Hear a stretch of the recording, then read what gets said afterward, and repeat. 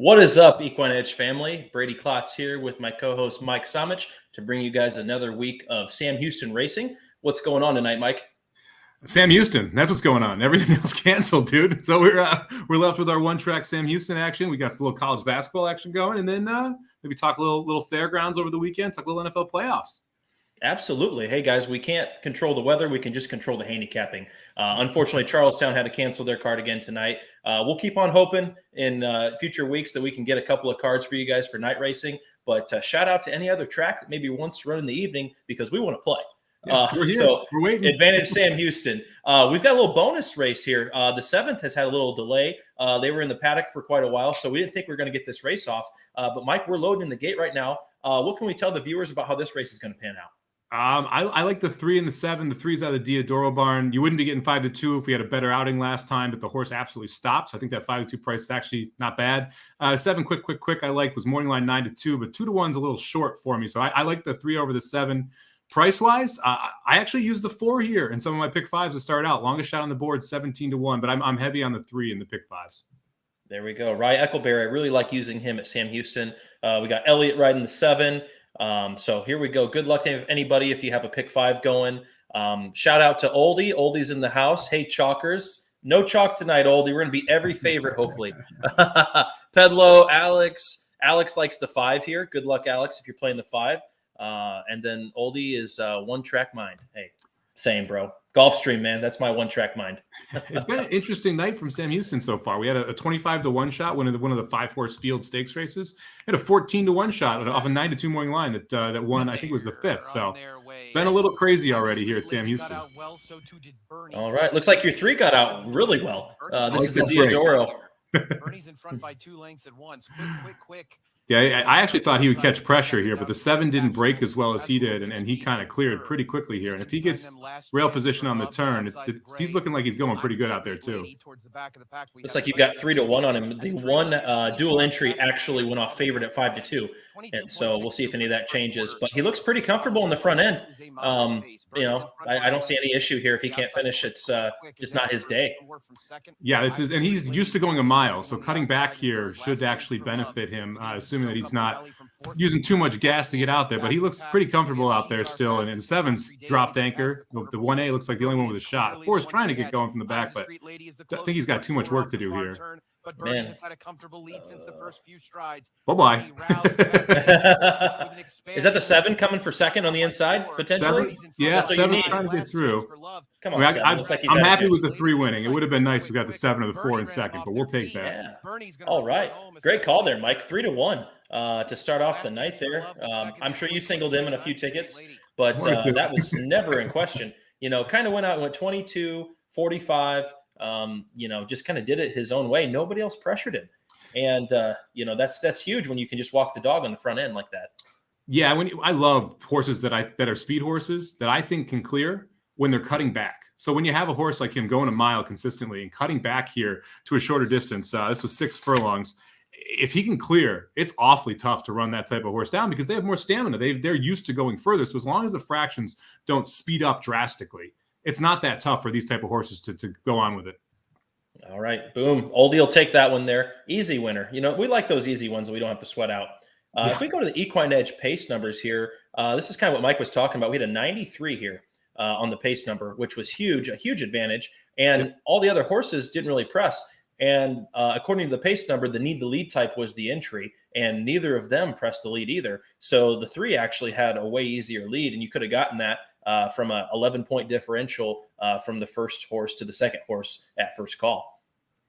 It's a good way to start the pick 5. Now we just got to hit 4 more legs. I like some prices tonight too. We'll go over this pick 4 sequence because we are fortunate enough to have some significant time in between races here. So we'll go over the pick 4 sequence and maybe we can smash a pick 4 ticket here. Absolutely. If we look at this horse's running lines, this is the speed of the speed in every race that he's been in for at least the last 5 or 6. And Mike mentioned he cut back from a mile going 6 furlongs. So he was going to have the stamina at the top of the stretch. That should give you a lot of confidence. Sometimes it's just hard to say, okay, mile speed versus sprinter speed. Where is this horse going to end up? How are they going to do going shorter? Are they not going to get the lead? And this horse is obviously need the lead type. Yeah, what I love is if you go back and you look at 4 back, the horse went a mile and went 22 flat, 46-1. 6 back, the horse is on the dirt going 5 furlongs, went 22, 45-1. So you knew he had sprinter speed. It's not like you had to be worried about him being able to show that. It's just can he keep it going? And when you're coming out longer distances, normally that gives you an advantage going short if you can get the lead. Absolutely. Well, there you have the 7th race at Sam Houston, a little bonus race that we didn't think we were going to get to do. But we do know we're going to get race 8 and race 9 in for you guys in this hour. So hit us up in the chat on what you guys want to talk about. We're going to cap these 2 races live. We're going to talk a little LeCompte weekend at Fairgrounds. It's their big weekend. We're going to talk maybe a little NFL football, and we're sweating out a little college basketball game, and me and Mike have opposite sides. So, we got Ryan. Hey, as soon as I logged on, Purdue started losing their lead, so maybe I'm going to log off. First-time listener, shout out to Ryan. Thanks for tuning in, man. We appreciate the Rams it. Logo. Yep, exactly. I think the Rams have a huge chance against Tampa Bay this weekend, or should I call them Tampa Bay? I heard that going around now. It's a fun weekend for football, man. All 4 games are going to be excellent. Absolutely. Hopefully this next race is excellent. I see Sunlit Song is opening as a 1-5 shot. Now this is serious chalk. Mike, we're going a mile on the turf. What do you got? I don't like 1-5. I don't like Sunlit Song on top either way.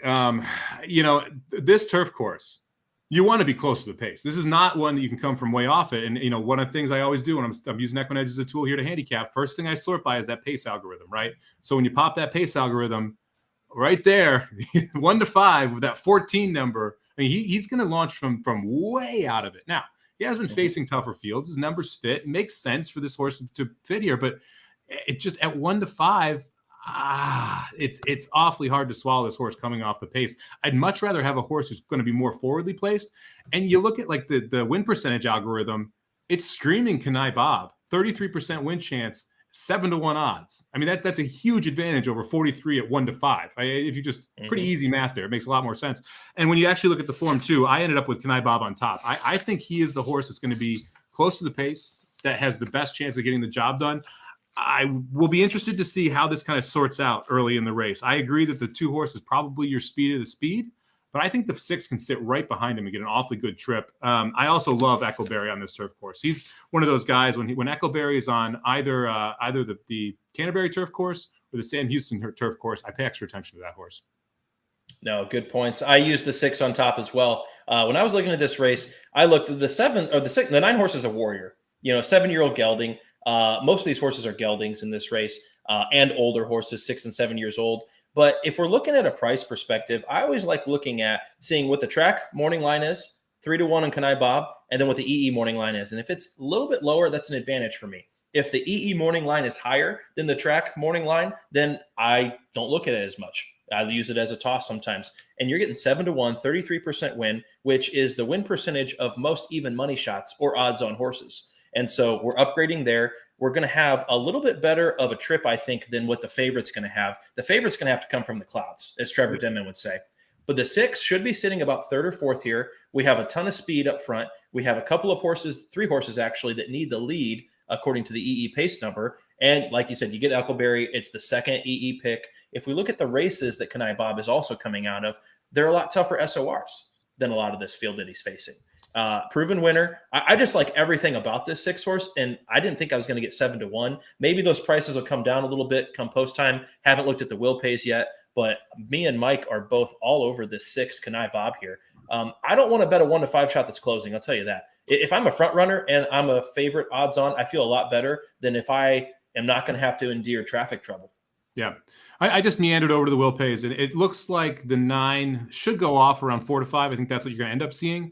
And you should see around 3-4-1 on Kanai Bob based on the will pays for both the double and the pick 3. It's kind of where I would expect this to land. And even at those prices, I still would lean toward Kanai Bob. The 7-1 is definitely going to be a pipe dream here. You're going to end up with something much slower come race time, but I still would kind of lean toward those 2.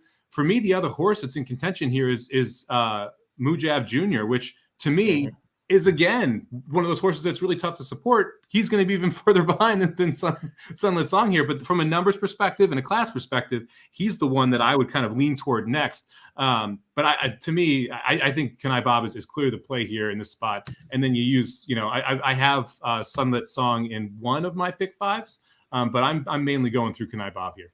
Mm-hmm. If we sort by money, total money earned, Sunlit Song has earned $436,000.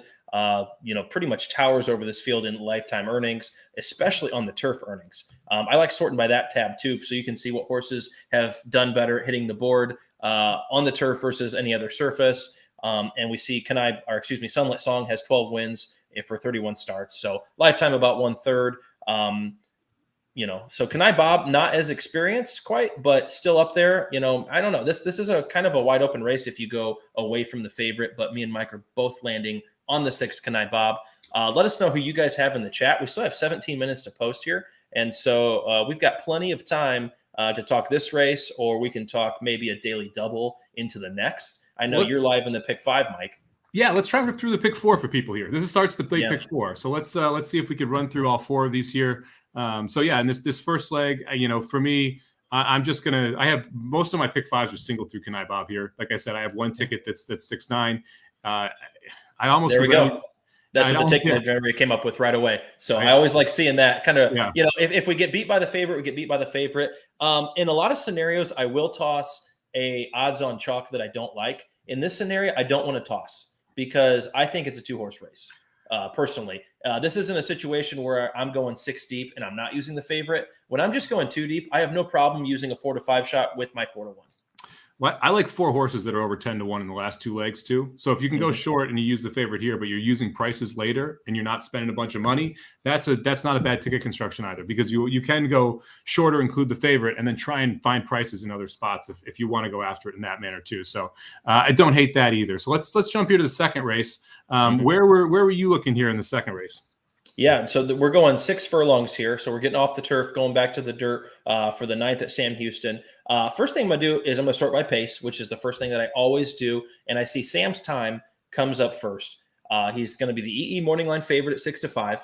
We've got 25% win, which is the second highest win percentage in this race. We've got a 76 in the pace figure, which isn't a huge advantage. It looks like we're going to be pressed a little bit on the front end, but behind him, it doesn't look like anybody's going to be also pressing on the front. Everybody else is going to be stalking or closing. And Sam's time is also the top EE pick here. And so we're going 4-year-olds and up. Sam's time won last time, finally broke his maiden at Sam Houston, which is huge. I like betting horses back for the horse for course angle. He tried Keeneland, he tried Churchill, which I really like to see because those are premier tracks. And now you're coming to Sam Houston. It's like, okay, maybe we'll get a little bit of a class breather, but we can keep you in the maiden special weight. We don't have to drop you down to the maiden claimer. And so I like Sam's time on the front end a lot here. But then again, a lot of horses don't come back to win second time out. I think that stat's only 12%. First time starter winners coming back to win the second time. I was looking down to the 5 Little Carpe here. We got a hot jockey trainer combination. We've got EE morning line 4 to 1 off of an 8 to 1 morning line, which, as I just mentioned in the last race, is huge for me. And we got 30% win. And we've got a horse we know is going to sit a tactical trip. And so, here we are. We've got a good jockey trainer combo. Horses coming out of a first-time start at Lone Star.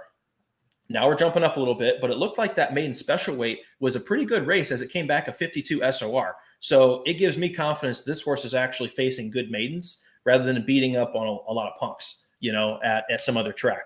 And so for me, I was really heavy with the 6. I was really heavy with the 5 here. It was hard for me to eliminate horses. I'll bring back those horses I eliminated here. I eliminated the 2 and the 4. Not the 2. The 2 and the 4 here. And so I really didn't have any interest in those horses coming from the back. When I sort by morning line, again, we can see, if we look at the bottom here, the 2 horse Horn of Plenty, 5 to 2 morning line, EE 9 to 1. That's usually not a good sign. Okay. And then we do Tail Twister 6 to 1 to 40 to 1 morning line. So I had eliminated those horses from my ticket. I was open to spreading more, but those are the 2 that I'm really pressing. Yeah, for me, if you're going to use 6 the 8, I think you should use all 8 on a $36 ticket. So I'd almost recommend hitting the all button in that spot, just because you don't want to. It only increases your ticket by 25% because you've already used 6 of the 8 horses. So I personally would go all here if I went with that ticket structure. I got pretty aggressive here. I know that I think Scotty mentioned this one. Oh, in the race 8. Okay. I actually like the one horse on top here, G Victory, 10-1 morning line. This is a horse that, and this is kind of reading between the lines a little bit, but Scott Gellner sends this horse from Delta, sends him in here to Sam Houston because of the level. He wants to run in this non-winners of 2 lifetime allowance level, which is what he brought this horse back off the break. So this is second off a layoff, and he found this specific condition to run at Sam Houston. And not only did he send the horse here, but note who took the mount. McClellan came from Delta to take this mount. So he rode this horse 2 back at Delta. He's only ridden this track 10 times this year. He's got 4 wins already. So he's been absolutely on fire, 4 for 10 so far at the track. And this is second off the layoff. That's an angle that I love. Anytime he's second off, I think you have a logical improvement, especially for a lightly raced horse. This horse has only run 3 times. This is the fourth time it'll run. I think you can see a logical step forward. I think the 6 and the 1 are the 2 speed. I think the 6 is the better of the 2 horses, or the 1 is the better of those 2 horses. And I like the 10-1 price. So I had the 1 on top here at 10-1. And then I thought the 3 horse was a little bit interesting as well. Intimidation. This is one that's coming in from Fairgrounds, had run twice at Sam Houston at this level prior to that, was a favorite and ran 3rd, ran a good 4th as well. We're getting second off the layoff for Brett Calhoun. He only brings his better horses here. Calhoun doesn't generally send horses that he doesn't think can win to Sam Houston. I think this is a pretty good spot for this horse. We mentioned that there's a decent amount of pace between the 1 and the 6. The 3 should be the horse that's kind of sitting right behind them. I think it's a really nice trip here. So I was 1-3 as my must uses. The 5 was my next up, and then the 6 would be my deep ticket. So depending on how deep you're going in this first leg, if you go 6-9, I think you could use all 4 here and go 1-3-5-6. Okay, there you go. We've got money to spare. I put a $36 budget in here, and so we like the 1. Oops, let me go back here. We like the 1, we like the 3, we like the 6, and we like the 5. Anything else that you want to add there, Mike? We're going to have money in the later legs, if not. I like that. I mean, you tossed the 7 and the 4. We mentioned the morning line jump from the 2, and that 8 horse, as Scotty mentioned in the chat here, asterisked, but wasn't one of those that we thought was really good. He's not going to be able to get the lead, and he kind of needs it. So to me, that's the 4 horses you need to get through here. Yeah. I'm not going to regret leaving the EE long shot off the ticket, am I? Maybe. It's when you're using multiple horses in a horizontal, that's kind of the cardinal sin is don't get beat by the EE long shot, or else you're going to really be mad at yourself. So I always take a double look at that. It looks like it might be a need to lead type, but not quite fast enough. And we're getting a 15-1 morning line coming out of a maiden special weight victory against lesser than I think the other maiden victors in this field. So I'm going to let the 8 beat me. But I'm going to be walking on eggshells watching that race. So let's go ahead and regenerate the ticket now.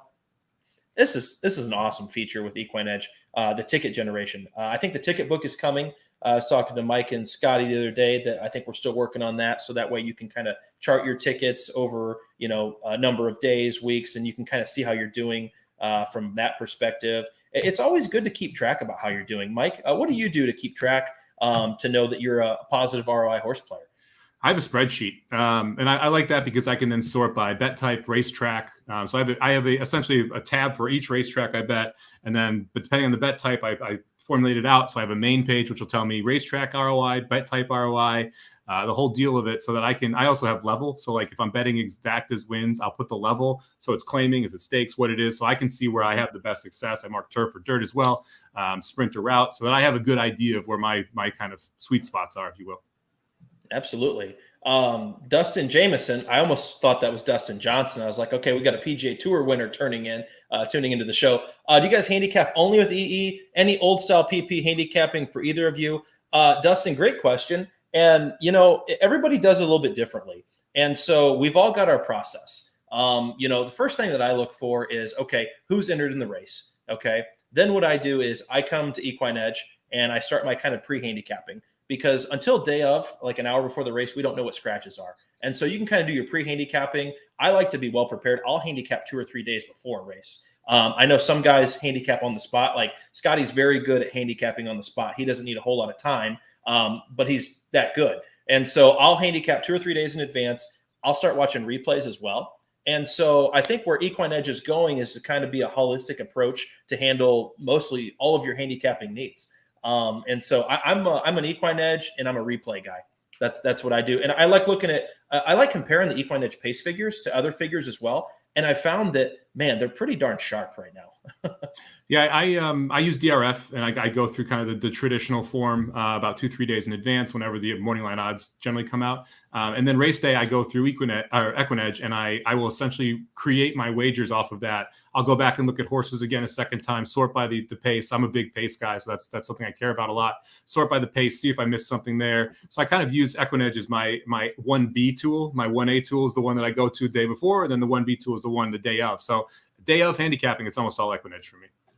Good stuff. Good stuff. All right. So those are the first two legs. Let's go to leg number 3 here. We still got a little bit of time before we go live for race 8 at Sam Houston. Let me sort by names here. Okay. Race 10. We're back on the turf. It's nice to have some turf racing. I've been playing exclusively Gulfstream for most of this winter so far. I play a little bit of Oaklawn. Haven't really been playing Aqueduct a whole lot and a little bit of Santa Anita. But man, I feel like I haven't handicapped a turf race in so long. Because Gulfstream's been running a lot on the Tapeta track. I think they're saving it for Pegasus weekend next week, which we'll briefly touch on. Mike, looks like we have kind of a speed demon on the front end here in Pacific Typhoon. We're getting a 7-2 morning line. EE is 2-1 with a hot jockey. Where did you end up here?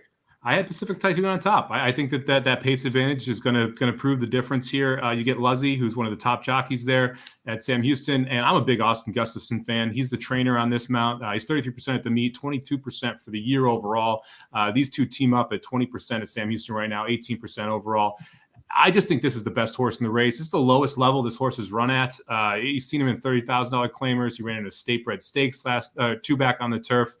First off the layoff, but this type of layoff's not a problem for this trainer, 26% for Gustafson. So for me, a Pacific Typhoon was the top pick, but I thought that the 11 was interesting as well. Jailhouse Kitten all the way on the outside. We're switching barns here.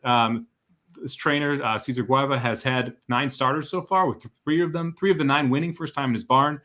But I like the fact that this gives us a little yin to the yang of the 3 horse, right? So Jailhouse Kitten's going to come from off the pace, but shouldn't be like forever back, but should set a decent trip here. I also like the fact that you got some big number buyers to kind of fall back into this horse. And again, it's the lowest level that we're going to face here. So if you look at that strength of race algorithm, you'll see that the 11 horse and the 3 horse are actually the 2 strongest. So they're coming out of the best races previously. So I got the 2 horses coming out of the best races, one that I think is going to get a good setup from the back, and the other that's going to definitely have the lead. So trying to kind of cover both bases there. And so I'll start with the 3 and the 11 here.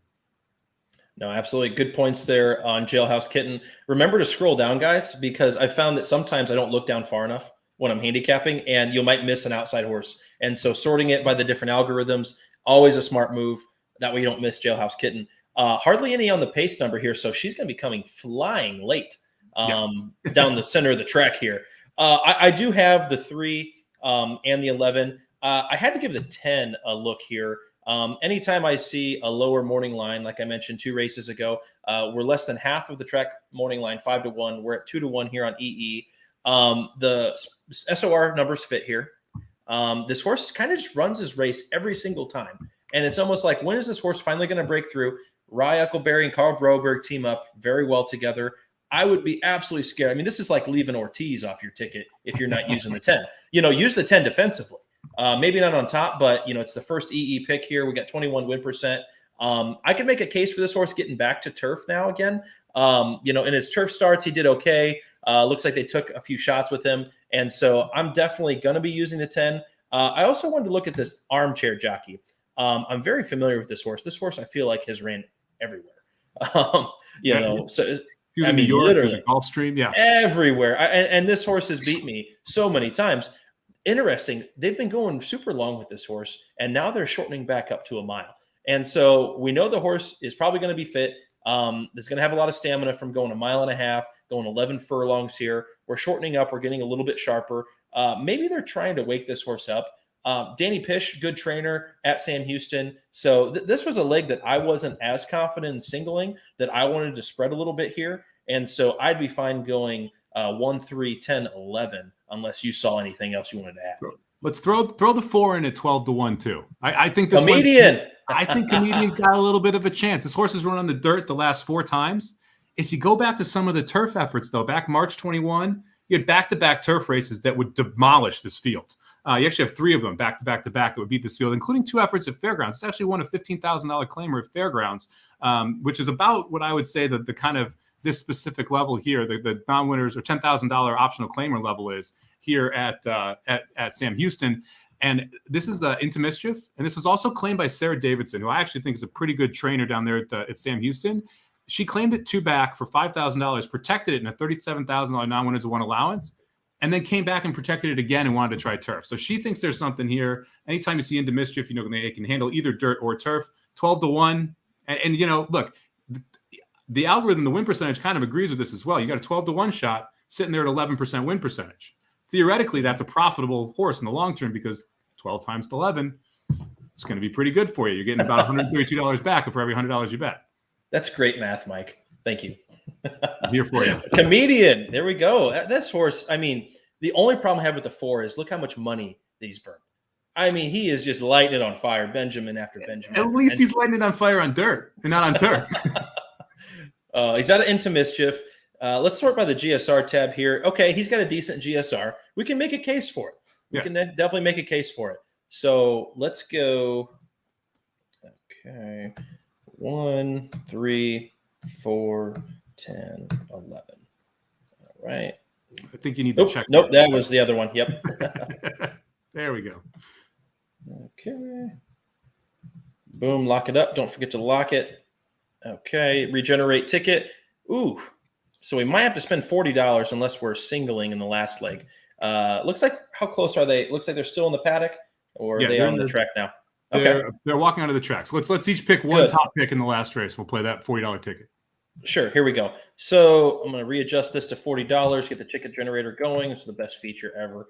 Okay, ticket generators using the 3 and the 4. From a pace perspective, we've got the 1 going out to the lead here. 4 is a 34% win percentage. The 3 is going to be coming from pretty far back. Let's see here. What about let's use your morning line Equinedge angle here. Mm-hmm. Check out the 11. Ooh, 12-1 down to 3-1 morning line. I don't That's hate not that. bad. That's not bad at all. That's a good sign. That's an automatic upgrade in my book. I was 4-11 here, and seeing that actually makes me even feel better about that 12-1 shot. And then we've also got the EE long shot as the 11 as well. So that didn't take long. Let's go 11-4. We'll get rid of the entry. We'll get rid of the 3. We'll lock this thing up. And then there's our ticket for $40. Book it. There we go. There's the ticket, guys. We're out in the track now, so I'll leave this up for a few minutes so that way everybody that's watching can get a look at this ticket here. No singles, $40. A budget that I usually like spending on pick 4s is anywhere from like $24 to $50. Something in there if you're playing it for 50 cents. We don't expect this to chalk out. We're going to have to be really good in the first leg, really good in the last leg, and in the middle we've got plenty of coverage that I'm comfortable with. So I think that's a decent budget to have. And, that's the great thing about the ticket generator is it'll play to any budget. If your budget's $10, it'll help you get to a play. Or if your budget's $150, it'll help you get to a play. So Mike posted it there on the bottom. We're out on the track now. All right. Pegasus next weekend. I'm going to be there. Mike's going to be at NHC with Scotty in Vegas. So I'll be rooting you guys on while you're competing for like 800K? Yeah, something like that. Should be fun. It's a bummer that it's Pegasus weekend. It'd been great to be able to play both of those tournaments, but man, it'd be tough to play Pegasus while playing NHC at the same time. That'd be a little bit difficult. Yeah. Well, in the group text today, I was saying, you know what? I'm gonna have a huge advantage in the Pegasus contest. It's gonna be a soft field this year because all you good professional horse players are gonna be at the NHC, and so I'm gonna be at Gulfstream and trying to take that thing down this year. Definitely gonna be soft or distracted, one of the two. You're not gonna get a focused tough field. That's for sure. I know my boy Irad's gonna be back. Kind of I don't know, maybe a little fake news on his injury a week and a half ago. It wasn't a broken shin, and he was back galloping horses this morning, I heard, and he's on horses on Saturday. So we're getting Irad back quick. He's gonna stay on Life is Good. He's gonna stay on Colonel Liam. I think Todd Pletcher is gonna have a massive day. I looked at the pre-entries for the 3 Pegasus races. I actually looked at for every stakes races. I've got pre-entries for those, and so I can't wait for the post-draw. Life is Good, Knicks Go. Oh, man. I think a lot of it is going to depend on the post-draw. who draws inside. Yeah. If Irad wasn't going to be riding Life is Good or Colonel Liam, I was going to really try to find a bomb. Now I'm like, okay, I'm going to use them defensively, but man, can I get around it a little bit, maybe on the turf? But we'll talk more about that once we see the draw. Yeah, I'm probably singling Life is Good and on my press tickets, and then I will play like on maybe a 50 cent or dollar ticket. I'll play Life is Good in the closer that I think has the best shot. Because in that case, I can try and hope that Life is Good and Knicks go absolutely cook each other up front, and I have the horse that picks up the collapse. Because I think those are the two most likely ways that race plays out. Mm-hmm. Oldie mentioned the 2 here. I don't disagree with you, Oldie. I think the 2 has a chance here at 30-1. I wish this horse were in form, but if the horse were in form, you wouldn't be getting 30-1. So I guess that's the contradicting argument of it, right? Like there are definitely races that you can point to in the back where this horse could take this field wire to wire. The unfortunate part is that we have a lower level trainer that's taking this horse off a layoff, and it's off a layoff almost, because you have a good chunk of races. And if we were in that chunk, I'm interested in the horse, but you have that chunk, and then you have a race, and then a layoff, and then you're back here. So it's a little bit tough to say that we're just going to magically get back to that old form, but you're getting the right price to do it. I mean, if this horse is 4-1, then no interest at all. At 30-1, you got to take a second look. No, absolutely. Good points there. Looks like your prediction on the odds move was accurate. The 9's at 4-5 and the 6 is down to 7-2. So both horses are taking money. I'd really like to start this off with the 6 here. Oldie's asking, do you guys do a late all stakes pick 5 at the Lecomte? Yes, we plan on covering that after this race. So Thanks for bringing that up, Oldie. We're definitely going to get over there. Yep. Derby says Flavius to the Turf Cup. I think didn't Ivarone purchase Flavius and send him to Maker? He's in the Maker barn now. He's not in Chad Brown's barn anymore. Is he? I didn't know that. I mean, I thought that was hard to keep some of these Chad Brown horses straight. I know, right? Yeah, we got Cross Border running. I mean, we've got a lot of these hit the road just worked, and so he's going to be shipping over as well for the Pegasus turf. Honestly, I mean, look, all the horse races I go to are fun, and as you guys know, me being at the track is the best thing ever for me. I'm like a kid on Christmas. And so I can't wait. Pegasus, it was like one of the first big events that I attended once I finally got a grasp for horse racing, because I went to the Derby before I knew anything, and I went to the Breeders' Cup before I knew anything as well. But then once I kind of got a knack for it after the Breeders' Cup, I went to the following Pegasus where Bricks and Mortar won and City of Light won that year. And I was hooked. I'm like, I'm never going to miss another Pegasus. So hopefully the NHC and the Pegasus won't, coincide anymore, and they'll just do it on opposite weekends. That would be nice. Well, so I think next year it's supposed to be Super Bowl weekend for NHC, which would be wild. I mean, because I can't imagine them trying to get hotel rooms for Super Bowl weekend. Like, this is a great weekend to do it. With NFL Championship weekend, I think I'm actually pumped for, because you play NHC, and if you're not fortunate enough to make that final table, then you just go watch the football games, man. I can't think of a better scenario. I mean, that's just awesome. Yeah, we'll talk a little football too after we get done handicapping the Lecomte. We got wild card weekend over with. Now we got the divisional round. I'm actually going to Lambeau Field on Saturday. Cannot wait to freeze. I've never been more excited to feel cold in my life. The wind chill is going to be negative, but I get to see Aaron Rodgers go up there and ball it out against San Francisco. So I'll be rooting hard for the Packers. That's going to be a fun one, man. I'm jealous of that. I think that's going to be – I think you're going to have legit 4 very good games. I think the only game that may not be great is the Tennessee Cincy game, but that's going to be so much fun to be up there for that game in Lambeau. Yep. Looks like Scotty likes a little 3-9 exacta box here. Is what he's calling out. So a little bit of price on the 3. You're getting 6-1 here. Mike, you had mentioned this horse as well as maybe a next up use for you outside of the must uses. Yeah, I had the 6 is the only must use here. The 9 was my next up, and the 3 was my deep ticket. I only had the 3 of them called out. I a little interest in the 7, but I didn't think it was worth putting in tickets. All right. Looks like we're loading the gate now, and we're getting ready for the start here. Let's start off. I always like going skinny in the first leg because if you don't, then you can wheel back a pick 3. So it's the degenerate way of thinking there. Yeah, I never like spreading in the first leg all that much unless it's a pick 6 where you're really trying to catch a price. Because I would rather say, okay, if I'm only trying to spend X amount of dollars on a ticket, and if I can go 2 deep, 3 deep in the first leg and sneak by, then I feel like I'll have a lot of coverage later rather than spending a whole lot of money on the first leg and then getting knocked out. That's the worst feeling in horse racing. It's not a fun one, that's for sure. And the 2 going right to the lead here. I'm actually surprised how close up the 9 is Especially he's going to be hung 4 or 5 wide here because of this this situation. So I'm surprised he's that far out there. This is good. We'll see if Eckelberry can tuck in on the rail. Looks like he's going to be in the 2-path.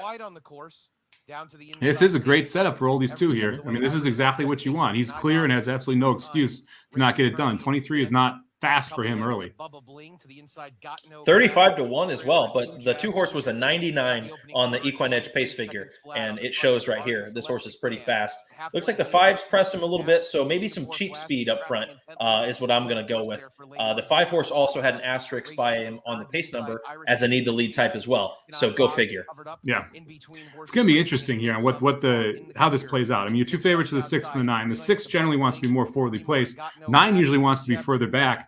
They're both going to have to work out a trip here because this 9 is going to have to go 3 wide both turns. The 6 probably going to have some traffic trouble here. And then you got the 3 who's starting to launch from the back as well. On the outside, Sunlit Song is under a ride. 6 needs room. Man, this 9's going to have to be much the best if he wins from here. Yeah. I mean, he's had the game winner trip to an extreme here. This 9-horse has covered so much ground. Get through 6. Oh, the freaking pots. Okay. Oh, the 7 is going to be close. Come on, hang 7. Hang 7. Get by him. He's not going to go by. Oh, frustrating. That's brutal. The 9-horse was so much the best and just had like a 5-wide trip the whole entire way around. Singapore Flash is your winner here. Lane Lucy. There you go.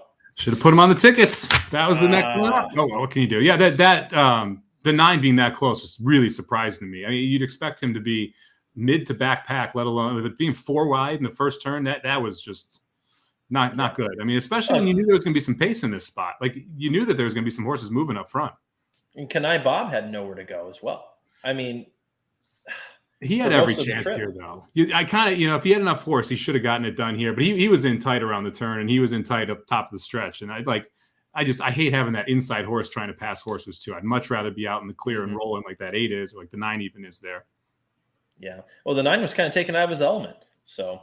Yep. There you have it. The 8th at Sam Houston. If we look back at the 7-horse Singapore Flash, horse has been running on the turf, has been running against better, at least the last 2 times out, has cut back going to a mile again. And the way that I looked at this horse is he was kind of like a 1 pacer. He didn't really do a whole lot. And so that was kind of surprising to me, but maybe the race was a little bit more wide open. Lucy gave him a great trip. This horse, last time he won was at Sam Houston back in March of last year. So we haven't won in, the last 6 tries. So, hey, there you go. You got your price. You got, only 5-1 though. I figured that horse would be a little higher than that. Your argument, you got a good barn in the Caldwell barn and the horse, 2 efforts on the Sam Houston turf, 2 wins, 1 with an 86 buyer, other 80 buyer. So the numbers are really good on this horse and over the Sam Houston turf course, the 2 career best buyers. So you can make an argument there, but the problem is this horse has lost to the 9 twice. So it's like at some point you kind of have to figure out where to shorten it. And yeah, that was where I shortened it. I guess I should have gone 4 deep instead of 2 deep. Yep. Oh man, that's brutal. But that's horse racing. So, all right, we got another, let's see, probably 20 minutes until race 9 is going to go off. They're a little bit delayed. We're going to talk a little LeCompte weekend. Fairgrounds is heating up now. I haven't been playing Fairgrounds a whole lot. Do like their turf course. It's a very long stretch. So I like really betting closers there that have a lot of stamina. Here we go. We got a non-graded stakes race, race 10. This race is filled with horses that ring a bell. Abscond, Catch a Bid, Summer in Saratoga. I mean, you name it. They're in this race. Past the Plate, which has been a horse that I've been betting a lot over the last 2 years. And this horse, he doesn't always show up, but when he does, he's got a great late turn of foot. We're looking at this here. I'm not sure if there's enough. The 7's inside, 9's outside. And they're rubbing a little bit. I don't think the 7 comes down. I don't know. Is Irad on the 9? Paco on the 7, right? Automatic takedown. It almost looks like the 9 came in a little bit more. I wonder where because it can't be for the horse behind him. Yeah, I don't see anything here. I think this is just a claim of, it's like Hail Mary. Yeah, I don't know. Is this the turn now? Yeah, right. It's hard. Sometimes you see those things happen around the turn. I know I got taken down at the Florida Derby day last year when oh man, Gaff Leon was on this horse, Spanish Love Affair out of the Cassie barn. Yep. That horse got taken down. I think it was Jaramillo that claimed foul on the 4 horse that was 18-1. It was down the backstretch. And then Spanish Love Affair won by 5. Yeah. And I was so mad. I was like, can I get the number for the stewards? Because I'd like to talk to them. You know, that was where he came in on the top of the turn and cut inside. And he was like a million the best, but just, I was shocked he came down that day. All right. Well, I'll keep an eye on this so that we don't burn too much time in between races. I'll let you guys know if anything changes here. We could head over to the capping of the Fairgrounds.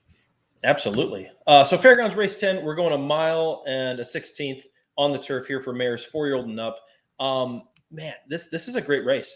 I've been betting past the plate a lot, like I mentioned. I love this horse's turn of foot when there's a lot of speed in the race. But the problem is she doesn't always show up. And so what version of past the plate are we going to get? Catch a Bed's a horse in the Joe Sharp barn that used to be in the Chad Brown barn. And so I remember betting this horse when she was with Chad. And so that horse definitely has a chance as well. Abscond and Eddie Keneally. This horse was kind of like the next greatest thing a year ago and then kind of flattened out. And I've been following her quite a bit here. And, she's been a price in a lot of these races. I'm thinking, okay, look at where she's come out of. We're going grade 2, grade 1, grade 2, grade 3, grade 1, grade 2. Now we're dropping down to the non-graded stakes. So, I'm giving Abscond a huge chance here. I'm thinking that Keneally's like, I just need to find a spot for this horse to win. And I'm sick and tired of, running bang-up races in these graded stakes. I need to get a win, get some confidence back for this horse. And I think that does a lot for a horse as well. Yeah, I agree. I mean, this is definitely a lighter field than what Abscond has been facing. So I definitely would use that horse, or at least consider using that horse. I kind of like the 5-horse Summer in Saratoga a little bit here. The horse ran well off the layoff last time over this turf course, wheeling right back. I think it's a good look for Joe Sharp. Horse is 2 for 5 over the Fairgrounds turf, 3 for 6 at the distance.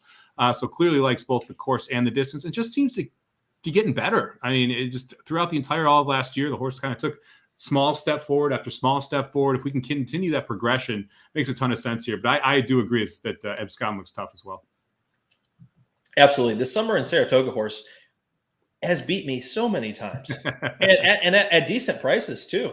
I mean, and so I'm sick and tired of throwing away tickets when I don't have Summer in Saratoga. So I'm not going to make that mistake again. Joe Sharp's good. I like Joe Sharp horses a lot. And so Irad's been on this horse before. So of course I like him. Whether you love or hate Irad, I love him. He is, man. He's on my license plate. So here we go from the Nemo group. I need to stop wearing the first bet houses, start wearing some Equine Edge hats. Well, I think I'm going to get some Equine Edge hats soon. I was going to say, I need one to ship to Hold your breath. Hold your breath, guys. Hold your breath. It's coming. No change over at Sam Houston. 7-9-6-8 final order. Darn. So, this is a great race to start out the pick 5 here at Fairgrounds. I'd probably go 4 deep here. I'd use Abscond first. I'd also use Summer in Saratoga. I use Past the Plate. Then I'd probably decide between Catch a Bid and maybe Lovely Ride. That's probably where I'd be going, but I might only go 3 deep here. I am probably not going to spread too much. I think there's a couple legs that are a little bit tougher later. Wait a second. There's a Brad Cox runner in here. I was going to say, I wouldn't totally ignore the 8 here. Coming over from Brazil, grade 1 winner over there, which obviously is very different. They're down there. It's obviously very different than being a grade 1 winner up here. But you have Cox and Rosario. Generally, that means that horse can run if Rosario's picking up the mount first time in North America for Cox. So I think the 8 is a little bit of a price chance here at 8-1 morning line. Although, wouldn't be shocked if this horse takes some money. Now look at the EE morning line here. We got 2-1 from this horse coming up from Brazil. And so pay attention there. Joel's back. He hasn't hardly won a lot at Oaklawn. He's been riding for Asmussen the last week and maybe he's just getting back into the flow of riding again. When you're not on a horse for a month off a rim injury, you could lose a little bit of timing. So, all right, we're going to race 11 here. Another non-grade stakes, fillies, 3-year-olds and up. Who you got here? Lecrate is a monster. That horse looked absolutely amazing. If you go back and watch that Churchill race, I mean, she looked incredible. So this is the leg where I would probably single if I was going to single anywhere. Lecrate, I think, is head and shoulders over this. I think the 4 Sweet as Pie is going to take some money, but I'm a little interested in the 2 Berna Breezy as well. Ran a 1-turn mile at Churchill and then stretched out to 2 turns at Fairgrounds and romped. And I like it when a horse who I think clearly wants 2 turns, improves big time off that effort. And that's really what you saw, right? The horse took a big time step forward going 2 turns, get 2 turns again today, second time going 2 turns, second time over the track, get a little bit of a price. Those are the 2 that I'm interested in. So I'll be shallow in this leg. I don't think you need to go very deep. I'll get into this later, but James Graham always scares me. I feel like he's the guy when I'm playing these Fairgrounds tracks or Arlington back in the day or Churchill. James Graham, for some reason, just upgrades a lot of these horses that I don't play. And so I am a little worried about the 2. Flo not getting them out for Cox. Flo's riding for Pletcher, which almost never happens. I never see this duo team up. And so I thought this was a little weird and maybe a reason to toss the 4 as well. But if we look, sharing the top win percentage is the 5. It's the second EE pick. It's getting played in the EE morning line. Sweetest Pie is getting a lot of money in the EE morning line for Todd. From a pace perspective, it looks like the 5 is going to set the ideal Steve Asmussen stalking trip, which a lot of his great horses just sit one off. Look at the GSR on this horse. Is there a better bred horse than this? I mean, of all the horses that I've seen, Medina Spirit had a pretty high GSR. Rock Your World had a pretty high GSR. They were small sample sizes because of the sire, but man, a 90 on the GSR end. Do you know who Cavorting is? I know who Megalodoro is, but not Cavorting.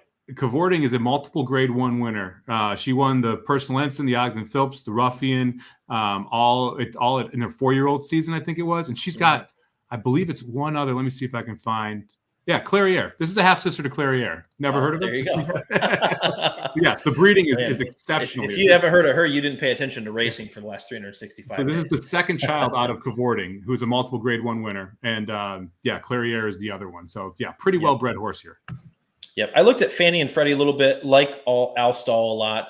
I thought maybe this horse was maybe up against it from a class perspective compared to the rest.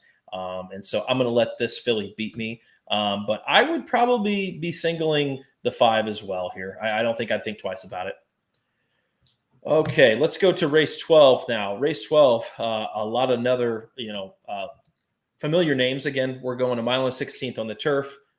Logical Myth is a price now. Logical Myth likes this turf course a lot. And so we've got the Arlington 600,000 champion and 2 Emmys as well. We've got Bodie Cream, Monarchs Glen. I love seeing these like old horses just getting back together and saying, hey, let's go play some pickup basketball. Because to me, this is a pickup basketball type of race. Who do you got here? Bring your knee brace, right? Look, man, I like the 7 here, Excess Magic, 8-1 morning line.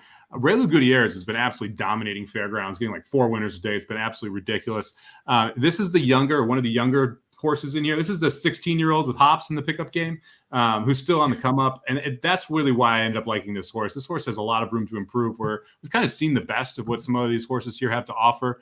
I also love this progression route, what you see from Calhoun here. So 5.5 furlongs on the turf, stretches out to a mile on the turf. Now we're stretching out one more time here. We're going to go a mile and 16th on the turf. I like it when you see that kind of stamina built up for the horse with the buyers increasing when you're coming off a layoff. It tells me that this is one of those sequences where we're trying to fire third race off the layoff. That's exactly what we're getting here. I feel like you're going to see the best effort we've seen in Excess Magic's career here. An 8-1 morning line is pretty solid. No, absolutely. I'm going to be fading 2 Emmys a little bit. I think that he's getting bet off of that million race, which was a complete pace advantage. I mean, you could not have had an easier trip going 52 to the half mile there. Even against domestic spending, or, the horse can only run so fast late. And so I don't know. I'm downgrading the favorite here to Emmys. I do like Logical Myth if we can get a little bit of pace up front. I just don't know that there's going to be enough pace. And so when we're handicapping these races, sometimes I like to look at the pace figures as, are there a bunch of horses with similar pace figures that are slow, but they're all up front? So I look at it here as a 70, a 68, a 61, 61, 60. A 58. That's the top, the top 6 horses. Not one of them is that much faster than the other. This may create a little chaos up front, even though these horses don't look that fast on paper. Well, that's when it's important to click over to that jockey trainer part, because then you can take a peek and say, who's our aggressive jockeys here, right? Who's going to push it? I mean, Parker pushes it. Rosario does not. He's on the fastest one there. James is going. James is going. Yeah, James is going. So you're probably going to see the 6 and the 9 be the 2 that are on the early lead.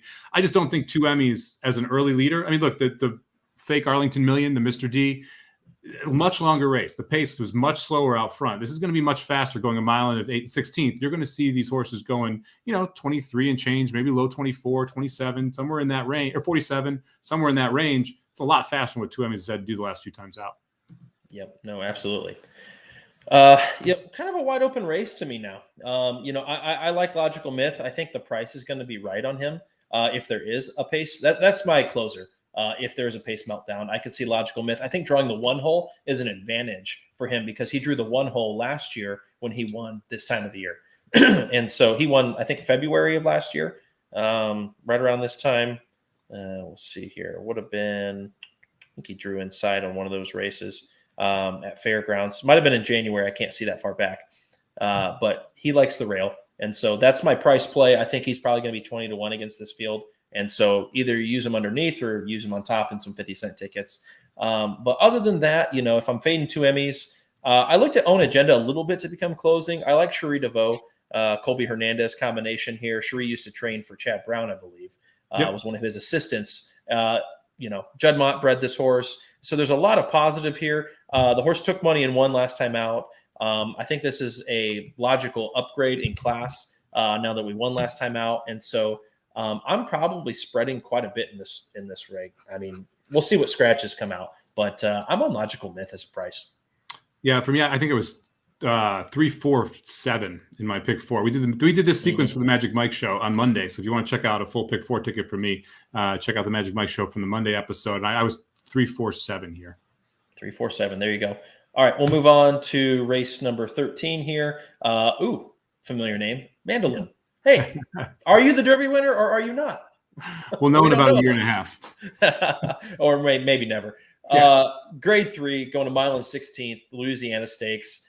I don't know, man. This Mandaloun horse, I like him. I root for him, but I just don't know that I can 100% back him with the full power of my betting dollars.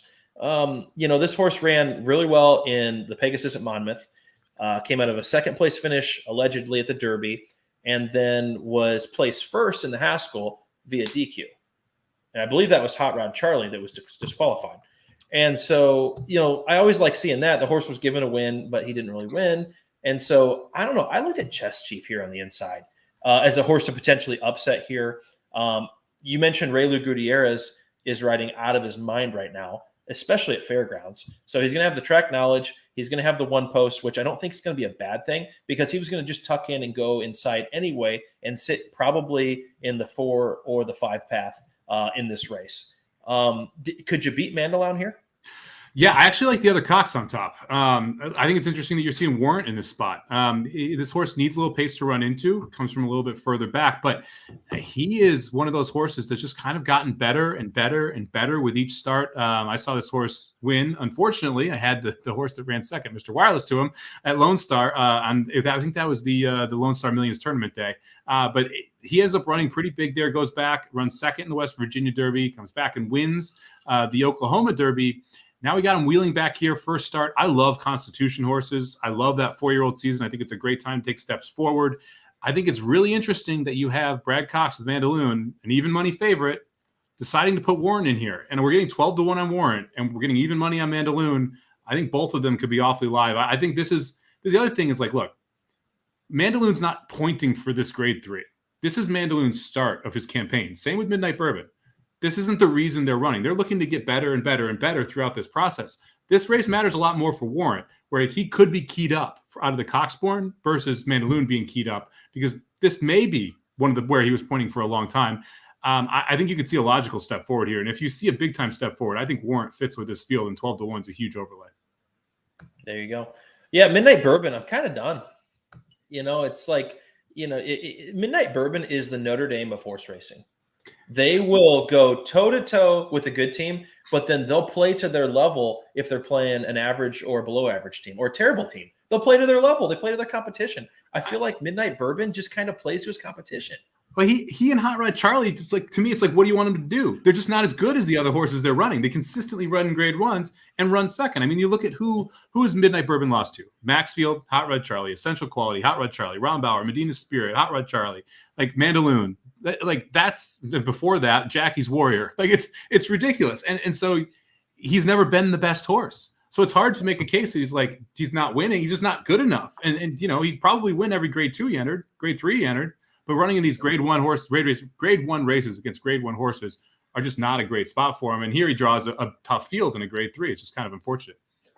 Yeah, I mean, he collects a lot of checks, but man, use him in your exacta in second or in third. That's where I'm at with Hot Rod Charlie now, is that I use Hot Rod Charlie in third place, second place every single time when I'm playing a try, because he runs his race, and that's what Midnight Bourbon does. Everybody wants Midnight Bourbon to win so bad, but the last time he won, I think was it at Fairgrounds on the comp day last year? Yeah. So, hey, maybe he's like, hey, this is my special day. It's Midnight Bourbon Day, call it a national holiday. I win on the comp day. And then he's going to make me look like a fool. Man, when he didn't win the Travers, I don't know if he'll ever win again. That was just such a great setup. He just couldn't get the job done. It was tough. Now, let's talk about Hot Rod Charlie Jr. Let's go to the next race. Hot Rod Charlie Jr. All right, race 14. This is how we cap it off, going a mile and 16th on the dirt for 3-year-olds. Hot Rod Charlie Jr. Here we go. It's Papa Cap. Papa Cap is Hot Rod Charlie Jr. He's coming from California to Louisiana, ran second in the Breeders' Cup Classic. He ran behind Baffert's his entire 2-year-old career. This literally is the same horse, just with a little bit different of a trainer, but it's the same horse other than that. I love the comparison of Hot Rod Charlie Jr. Yeah, Papa Cap. I got to see this horse run in person at Del Mar and win, actually. It was the last time this horse won in the Best Pal Stakes. And I did not have Papa Cap that day, unfortunately. Joe Bravo has stuck on this horse. I thought that's interesting. I haven't heard a lot from Joe Bravo since the Del Mar fall meet, or the summer meet, actually, really. He rides for Cassie sometimes on the dirt. We know Joe Bravo as, the turf guy. And so, yeah, you got Papa Cap here. I don't know. Some of these horses that just feel like they peak so early as 2-year-olds and they run a lot as 2-year-olds, you wonder how much left is there to move forward. And I always look for a horse that can actually take a step forward into the Derby season, because we're in full-fledged Derby mode. It's January 20th right now. Every single week or two, we're going to have some kind of Derby prep getting points. And so I don't know, this horse, I feel like he's going to burn a lot of money. He's definitely the best GSR next to Cyberknife here, the 6. Which is the Brad Cox Laurent Giroux pair that takes money every single time he runs. And so I think you got to give this horse another gun runner. So Papa Cap's a gun runner. Cyberknife's a gun runner. Gun runner's about to rule the world. I have a feeling. I mean, these progeny are great. Well, let's go to the winner of the gun runner. Epicenter. I think that's the best horse in the race. 9-5 right now in the morning line. This is the best Asmussen out of the race. I think this is the best horse in the race. Looked absolutely phenomenal last time out. Was able to kind of sit right behind the pace, as you mentioned, that Asmussen trip where they want to sit right off it and just pounce. It's exactly what he did in the Gun Runner Stakes. Opened up 1/6 over a 3-5 favorite in that spot, who got absolutely trounced. Rosario picks up this mount. This horse has taken a step forward every start. Loved the 2 turns. I think it's all systems go here for Epicenter. That was my top play in here. I also think the other Asmussen here is kind of sneaky. I'm not sure why Presidential is in the race, and Presidential is 20-1. And so I'm kind of interested to see what happens here from Presidential's perspective. It's not a horse I'm going to include on all my tickets, but I'm going to have him on at least the 50-cent ticket that I play, because I think this horse at 20-1, it just doesn't make a ton of sense to fit. And because it doesn't make a ton of sense to fit, and Asmussen has the second choice, who I think is actually the best horse in the race, I'm going to use both Asmussens. There you have it. The horse that won the Gun Runner. I like that. No, this horse is a freak. He absolutely is. It's just, when you see these horses peak, it's like, okay, what's next? And until Justify, what was it, the Curse of Apollo that everybody talks about, that if you didn't run as a 2-year-old, then you're not winning the Kentucky Derby. Now it's almost like, wait. Let's not use our best stuff yet. And a lot of these horses are waiting and running later. What Essential Quality did last year, from winning the Breeders' Cup Juvenile 2 years ago to going on and doing what he did the next season, I thought was really impressive, because a lot of the juveniles don't pan out. And so this would be a great race. I'm probably going to go 3 or 4 deep here. I'm definitely going to have Papa Cap, Cyberknife, and Epicenter. And, man, I don't know if I can use it. Trafalgar's worth a look as well, I think. The 4-horse coming out of the stall barn ran well last time. That's another one that I think is at least worth a look at and see if you want to play another horse, because I think you're going to see that 5-1 float up a little bit, because there's a lot of Cyberknife mentions in the chat. Cyberknife is taking money. I think you're going to see significant bet off that morning line. You're going to see Papa Cap take a lot of money. You're obviously going to see Epicenter take a ton of money here too. So I think Trafalgar actually floats up. Is a little forgotten in this field. No, absolutely. All right, there you have it, guys. We'll go back to Sam Houston now, as that 20 minutes went by pretty quickly. We got the horses on the track.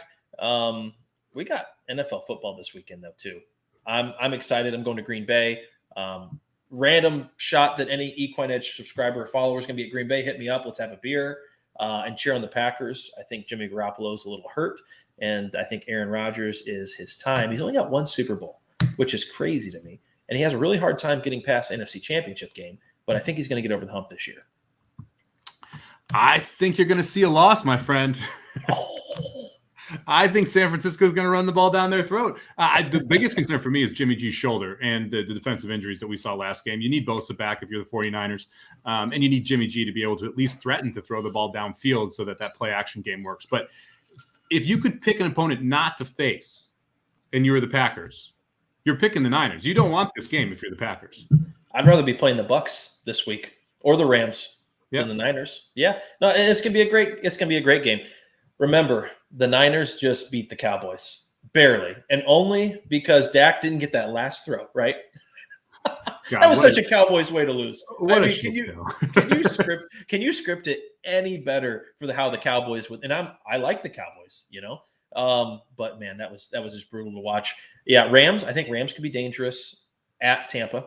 Rams have momentum. I think Tampa's secondary can get exposed, and so there's definitely a chance that Matt Stafford could have the game of his life. Odell Beckham's getting involved in the offense now. Took him a few games to get used to it. It opens up Cooper Kupp maybe a little bit, or if they key in on Kupp, they've got at least Odell and Jefferson to go to, which I think is going to be huge. Titans and Cincy. Come on, let's go Bengals. Let's go get this upset. I really want to see it. I really, really do. The fans of Cincinnati deserve something like this. Titans are going to roll them. I'll take the Titans minus 13.5. I like the alt line there. No, it's I just last week the Bengals are so lucky to get out of that game. The Raiders were just awful in the red zone. If they convert some of those field goal opportunities into touchdowns, the Bengals are in trouble. I love Joe Burrow. I love Jamar Chase. They're awesome. They're incredible. If you're a Bengals fan, you should be so pumped up. But your coach sucks, and that's a problem in the playoffs. So I'm going to go ahead and take the well-rested 1 seed there. I think the Titans roll them. There you go. Okay, looks like we're getting a little closer to the gate now. Mike, in our pick 4, we went 1, 3, 5, 6. Looks like Sam's time is taking all the money. This is the horse that we expect to be on the lead with Broberg and Eckelberry. They're a really tough combination to beat, and so I think they're going to be pretty tough up front. The other horse that's taking money is the 1, my 1's getting bet hard, and the 5. Yeah, absolutely, off a 10-1 morning line. And so a lower EE morning line than the 10-1, which is always a good sign. Decent jockey trainer. We think this horse may be pressing for the lead, may just sit second. What kind of trip do you want from this 1? I want the lead, to be honest. I think the horse is fast enough to do it. So I'm hoping that we're able to get to the front here. And I'm going to – I ran back my pick 4. So I played the 1-3 with the 3-11 with the 4-11 pick 4, and then pressed the 1 with 3-10-11 with 4-11, and then press the 1 with 3 with 11 and pick 3. So try and see if we can make some money back here off the whiffed pick 4 there. Swing and a miss, but hey, you got to take a swing to get a big hit. So Mike, when are you getting into NHC? Wednesday night, get there late. We're actually going to stay at Cosmo for the first 2 nights. And then I'm playing in the first chance, last chance on Thursday. And then heading over to the Bally's that night. We're going to sleep up and hopefully crush some NHC, man. It'd be great to hit it up. And anyone out there, by all means, say hi, come along. I'd love to meet everybody, grab a drink over at Bally's at some point. So if you're going to be in Vegas, hit me up. Absolutely. It's such a fun time. Mike, we got to meet at the NHC last year. That was really cool. We sat at the same table, and it's a brutal 3 days. It is Long 3 days. Like, it is just nonstop handicapping. I love it. I don't get enough of it, but by the time it's over on Sunday, you're kind of ready to go home. It's a lot. I mean, it's a blast, but it is definitely a lot. And it can be tough. Like it's one of those. It's just one of those tournaments where you're naturally just second guess yourself, right? Because you have to make so many decisions so quickly across so many tracks. that you're making a decision every 4 minutes, 5 minutes, which is wild in horse racing. Generally, you're used to making one every 30 minutes. So making one every 4 or 5 minutes, and it for being for $800,000, it's just a different world. I played in a couple of poker tournaments and world WPT tournaments. I've compared it to that because it's 13-hour days of just decision after decision after decision, and it grinds on you. Like after you're doing it the second or third day in a row. Yeah, no doubt about it. I was putting together a little trifecta ticket. If we use Mike's 1 and my 6 here on top, and we go 1, 3, 5, 6 with 1, 3, 5, 6, 8, I think the 8 might be the surprise horse that might run into third. EE long shot here. So let's maybe try to get a little trifecta home here as well. Looks like they're trying to walk back to the gate. Yeah, we'll see what happens here. I think it's going to be down to whoever gets the lead. I really do, because if you look at the pace figures behind it, and Scotty mentioned a good point, that if you see a horse with an asterisk that has a mediocre to low pace figure, it's usually not a good sign at all. It's a speed horse that is not going to get the lead here. So we'll see what happens. Go back to the live feed. Then I'm going to Gulfstream. I'll be at Pegasus, as people know. So I'm going to Lambeau on Saturday, coming back Sunday, and then going out to Gulfstream on Tuesday. They're not running, but I'll be down there. I love it. I love it. You get racing on Wednesday, though, right there. Yeah, absolutely. I told my mom I'd take her out to dinner on Wednesday. So, got to do some family time, too, while you're down there. It's not like, my dad's coming to me with Pegasus, or my dad's coming to Pegasus with me. He didn't come last year, but he came the year before that. It's kind of funny with my dad in horse racing because he's only been to the track with me 3 times, 2 Pegasus and 1 Del Mar day. And man, does he gloat when we're winning. It's embarrassing. But he knows it. He loves it. I remember we split a pick 5 ticket. This was the day that Hidden Scroll broke his maiden. And we had all in race 5. And he was holding the ticket in the air, just saying, "Hey, does anybody else have all in the last race, or is it just us?" I was like, someone just snatches the ticket. All right, so I'm on the 1 here. Brady's on the 6. Looks like John's rolling with a 3, 5, and the 8. Alex boxed the 1 and the 6. Christina's looking for that 3, 2 exacta. Unforgettable down here going for the 2, 6, 3 box. Good luck, everybody. Hopefully we can get it here. Last race of the night. All right, here we go. Going in the gate. No bad weather in the future, Charlestown. We want to cover more tracks, but hey, it's fun covering the weekend stuff too. You got a little sweat in your basketball game now. It's only I 2-point game. 2-point game. Let's get a turnover. One didn't break well. And the 8 showed a lot of speed from the gate. Be interesting to see if he tries to go on with it. And here comes the 6 rushed up. Yep. Okay. 6 is going to get up, but it's not going to get the rail. It's one horse going to cause him some trouble. Absolutely. Here's that 5 horse, Little Carpe that we mentioned, 8-1, 4-1 EE morning line. That's sitting an ideal trip here, 30% win as well. We'll see if maybe the 5 can stalk and pounce. The 8's getting a perfect trip, unless he is a need the lead type. So 6 looks pretty hot, chilly out there. The jockey, the 1's working a little bit. So you got to think the 6 has the edge on the 1 right now. And that 8 is tripping out. Yeah, he is. Well, if we stop the race right now, we could hit the try and be paid decent. 3's starting to launch from the back too. It looks like he's the only one who's really moving. Okay, somebody keep this 8 out a second. Stop the race. Stop the race. Stop the race. I didn't use the 8 in second. I used the 8 in third only. Do you have the 3 in second? No. The middle of the racetrack intimidation. Here comes the 3, but we're going to run and out of time. I eliminated the 2. Spide and Malice, the outside intimidation. Whoa! Okay. Oh, that got close.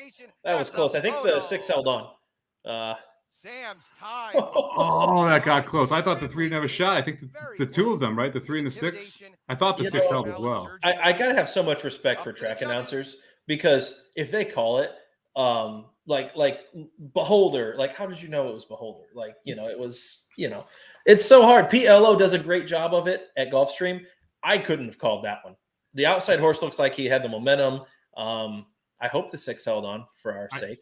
I think the 6 got his nose down. Yeah, you've got to be confident that you are right when you're calling those photos, because you don't want to piss half the grandstand off if they're the ones with it. Exactly. Well, and then you never know from the viewer on the screen what the actual angle is. We all think we can call photos, and then you see the replay and it's at like a 30-degree angle. You're like, okay. Well, that's one of the things about this track. I think is the edge is heavily to the inside based on where the camera is versus where the line is. So the 6 horse will get the edge here based on where the camera is. Ooh, I think he held it away though. I think the 6 got it there by a nose. 6-3. Photo finish. Oof. Race number There we 9. go. There you guys have it. Sam, A little bit of a sweat. I wish we were live in the pick 4. Leather. But yeah, I had the 3, and then gosh, did the Judges 2 get opposed to third? number 6, Yep. Sam's No, the time, 8 got Yeah. third, I think. 8 got third. Oh, we hit the track. Yeah. There we go. Intimidation, 5 6, to 3, 1 8. second. Boom. 8 Hope you spikes guys to played 12, that one. 9 to 2. Unfortunately, the 6 horse got bet down to 6 to 5. But there we go. There we go. All right, Mike. Well, hey, thanks for doing this tonight. Thanks for the viewers for tuning in. We had over 100 viewers tonight for most of the night on YouTube. So we appreciate you guys spreading the word, giving us shout outs on Twitter, Facebook, whatever platform you use. Please like the show. Please retweet. Please interact. It helps us. The more viewers, the better. If we want to grow this thing, we want to make it what you guys want it as the viewers. So drop us a comment, drop us a DM on things you want to hear on the show that you want to talk about. And we're happy to touch on things besides live racing, because we do have a little bit of time in between some races. So any last words, Mike, before we sign off? No, good luck this weekend, everybody. It's a lot of fun here. We got a lot of great racing over the weekend, and we were looking forward to doing this again. Absolutely. All right. Good luck at the NHC, Mike. I'll be at the Pegasus. Good luck if you're playing the bad chalk. Or, I mean, if you're playing the good chalk, you definitely should be fading the bad chalk. We'll see you soon, guys.